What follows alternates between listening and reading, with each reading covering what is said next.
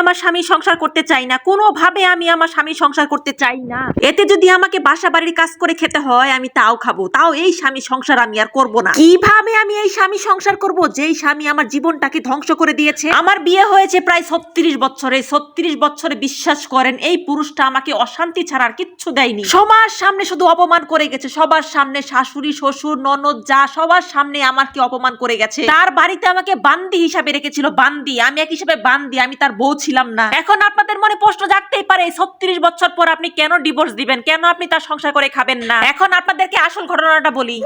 আমার বিয়ের বয়স যখন 1 বছর তখন আমার সন্তান গর্ভে আসে। এই সন্তানের জন্য বিশ্বাস করেন আমি এতটা বছর আমি শাস্তি ভোগ করলাম। আর এই সন্তানের মুখের দিকে তাকিয়ে থাকতে থাকতে আরো 3 জন সন্তানের মা হয়ে গেলাম। আমার 4টা সন্তান। ও এখন তো আপনাদের মনে প্রশ্ন জাগবে 4টা সন্তান আছে, স্বামী আছে, সংসার আছে, এতদিনে কেন আপনি ডিভোর্স দিবেন? এখন তো আপনার শান্তির সময়। একদম ঠিক কথা বলেছেন, এখন আমার শান্তির সময়। এই বুইরাকে ছেড়ে এখন আমি আলাদা থাকবো। এই বুইরার এখন কোনো বন্ধু বান্ধব কোনো আত্মীয় স্বজন এই বুইরার কাছে নাই। এখন বুইরা হারে হারে বুঝতে পারবে তার বউ কি জিনিস। যখন আমি তার জন্য অপেক্ষা করতাম, বাসায় বসে থাকতাম, আসো আসো আসো বাসায় আসো, তখন শুধু বুইরা খালি বাইরে আড্ডা মারতো, আমার কথা শুনতো না, আমার কথা শুনলে তার রাগ উঠতো। এখন বুইরা তুমি হারে হারে বুঝবা বউ কি জিনিস, বউ কি জিনিস। এখন বুইরা পানি খেতে গেলেও বউ লাগে, বুইরার এখন গোসল করতে গেলে বউ লাগে, ভাত খেতে গেলে বউ লাগে, ঘুমায় থাকতে গেলেও বউ লাগে। আর বুইরা বয়সে এরকম আদিক্ষিতা আমার আর সহ্য হয় না। আমার ছেলের বউ বলে, মা আপনি কি ভাগ্যবতী, আপনাকে আব্বা এখনো কত ভালোবাসে, আপনাকে ছাড়া কিচ্ছু বুঝে না।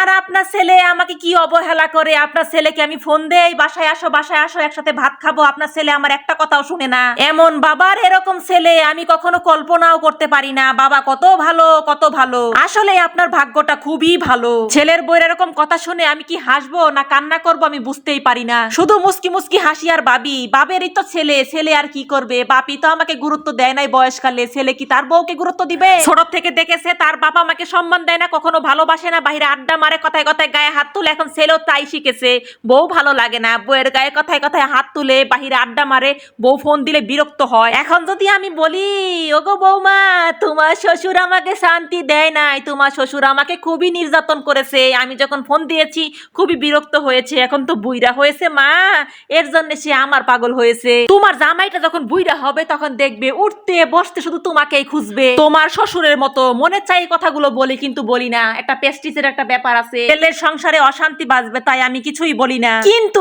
এই বুইরার এখন এত আদিক্ষেতা আমার সহ্য হয় না। আমি কোনোভাবে এই বুইরার সংসার আমি এখন করব না, আমি আলাদা থাকবো, আমি বাসা বাড়ি কাম করে খাবো, আমি যেটা করি সেটাই করব। কিন্তু এই বুইরার সাথে আমি আর থাকবো না। এখন আমার আর চিন্তা নাই, আমার ছেলে মেয়েগুলো বিয়ে হয়ে গেছে, একটা মেয়েকে বিয়ে দিয়ে দিয়েছি, আমার আর কোনো চিন্তা নাই। বুইরা তুমি এখন বুঝবা হারে হারে বুইরা। আমি যখন এগুলো কথা বুইরারে বলি তখন বুইরা আমার হাতটা ধরে বলে, পুরনো কথা আর তুইলো না, আমি যা করছি ভুল করেছি, তুমি এগুলো ভুলে যাও, আমাকে মাফ করে দাও। আমিও বুইরারে বলছি তুমি কি পারবে আমার সেই দিনগুলো ফেরত দিতে? আমার যখন অনেক শখ ছিল তুমি বাসায় আসবে, একসাথে ভাত খাবো, তোমাকে নিয়ে একটু ঘুরতে যাবো, সেই দিনগুলো কি তুমি ফেরত দিতে পারবে?